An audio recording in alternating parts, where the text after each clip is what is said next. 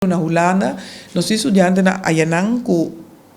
que vai estudar, seja na Bélgica, na Alemanha, na França, e por vai fazer para sobre nang award aangenomen na escola respectivamente. Kita passa ora nang hasi petition para studiebeurs para vai foi Holanda, para estudar ding país nang demande nang na award ninga. Anto di ko na award ninga riba base di lo que kunanta bisa ding wet ting skirbi kusi bonoting 3 anos biba na Holanda registra e biba na Holanda bonoting bending ku Holanda. Dus nang tamana nang duo na Bonaire back pa bing pidi studiebeurs na Bonaire.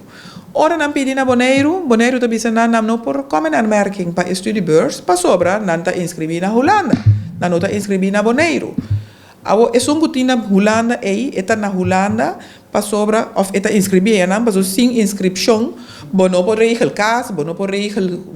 banco bono por regel nada ayananang bono timbe ya sa nummer pa po funciona normal ding e comunidade holandesa yanang bana de sei nós ta parte de Holanda nós ta holandês nós tem passport idem dito na de qualquer holandês que vive na Europa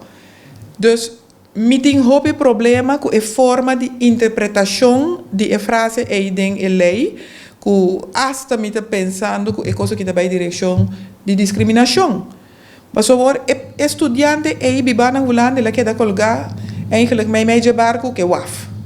De nada e nada. Passou eta inscrevi nang si kita su nome vijaya pa e bin inscrevi na Bonaire pa e hasi petition de estudie financieren na Bonaire eta para su casa ya eta para banco eta para eigenlijk turcos awo como po pidi e persona pa bin Bonaire bin inscrevi pa hasi petition de studiebeurs mas ting tussenweg middenweg pa handle exact dus is aqui também de punto nango mita que 13